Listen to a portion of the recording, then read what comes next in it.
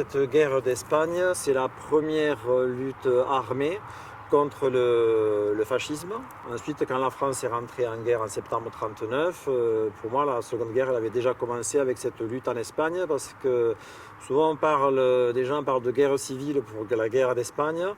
En fait, si ça a été une guerre civile, elle a duré 48 heures, parce que de suite, Franco, même certainement avant, a demandé à Hitler, à Mussolini, à Salazar, qui était au Portugal, de venir l'aider dans sa guerre.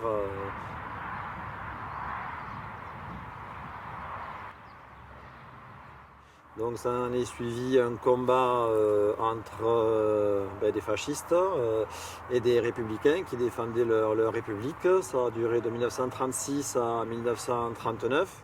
Quand il y a l'exode, qu'on appelle la retirada, qui se passe entre janvier et février 1939, où pratiquement 500 000 républicains espagnols, soldats ou civils aussi, veulent passer en France pour fuir les bombardements.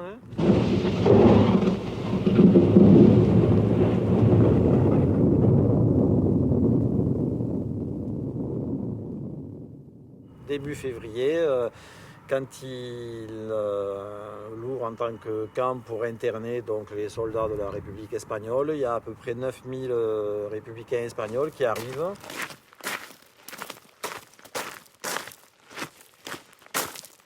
Et quand ils arrivent dans le camp, il y a quelques baraques. C'est tout, l'hiver 39 c'est un hiver très rigoureux, il y a de la neige, donc ils ont simplement leur couverture ou leurs habits militaires ou rien.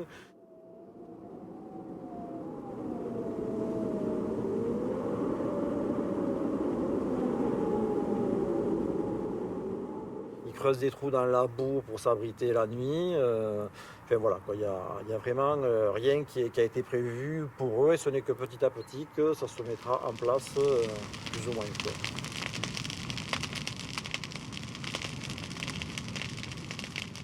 Et pour sortir de ce camp, il y a plusieurs solutions. Soit on s'évade, soit on essaye de trouver un endroit où on peut aller travailler, soit si on a de la famille qui se porte garante, on peut en sortir.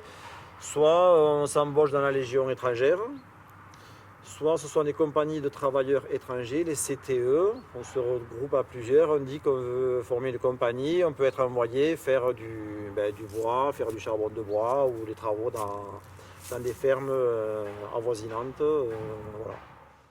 Donc ça a été, entre grosses guillemets, l'accueil réservé aux républicains espagnols. 500 000 personnes. On avait peur que ce soit des rouges, des communistes qui allaient mettre la France à feu et à sang. Non, c'était pas ça. Il y avait des femmes, des enfants. Monsieur Graza, le maire du Vernet, il est arrivé sur la plage avec sa mère et son oncle. Il avait 9 mois. C'était pas un rouge, quoi. C'était un enfant. Il fallait s'en occuper comme d'un enfant, quoi. Pas le traiter comme un ennemi potentiel, quoi.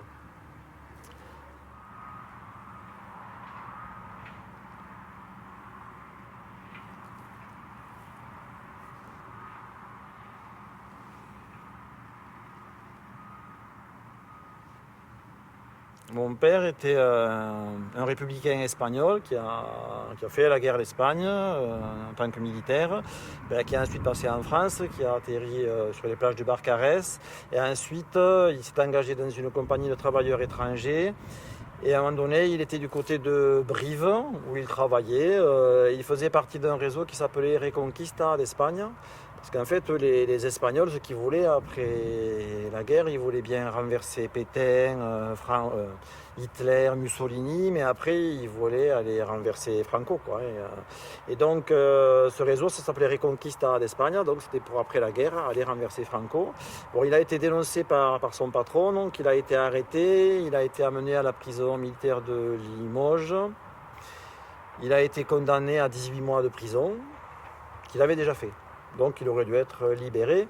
Mais comme c'était un communiste engagé, donc jugé dangereux, étranger particulièrement indésirable, il a été envoyé au camp du Vernet d'Ariège.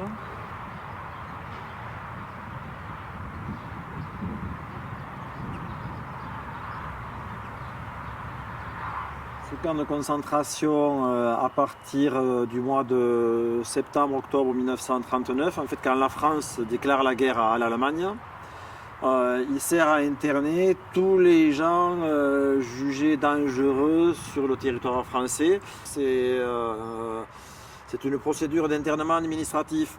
Donc si un préfet d'un département ne veut pas avoir tel individu sur son territoire, il le fait arrêter, 2 gendarmes, direction le camp du Vernet. Il arrive au camp du Vernet, pour quel motif? Le directeur du camp, il ne le sait pas, donc le directeur du camp, il le met dans le A, dans le B, dans le C, et puis voilà.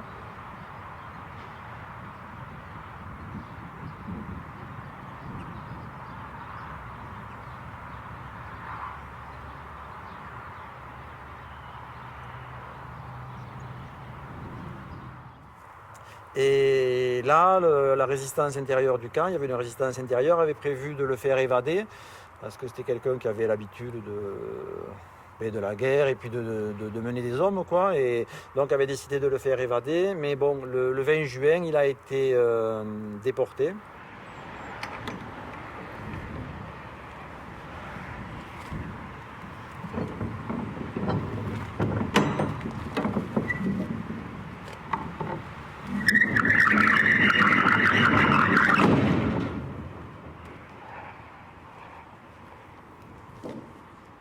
Et donc ils se sont arrêtés à Lyon, ils devaient aller à Dachau. Et à Lyon, les cheminots ont prévenu les gens qui étaient dans ce wagon là, du Vernet qu'ils allaient aller au Fort Montluc où il y avait Klaus Barbie. Alors je ne sais pas si mon père savait qui était Klaus Barbie à l'époque, donc le nazi qui interrogeait tous les résistants qu'il pouvait attraper, qui a dû en tuer beaucoup. Mais bon, ce qui s'est passé, c'est qu'entre la gare et Fort Montluc, ils étaient à pied. Il y a eu un moment où ça a été un peu la panique, je ne sais pas ce qui s'est passé. Et à 2 ou 3, ils se sont mis dans une porte cochère. Et ils ont attendu, et puis après ils sont sortis, ils sont allés dans un bar, c'était un bar qui était en relation avec la résistance, quelqu'un est venu les chercher, on les a débriefés pour voir si ce n'était pas des agents infiltrés, après il a terminé, il a fait jusqu'à la libération de Lyon, il a fini sergent FFI, et après il est revenu en Ariège.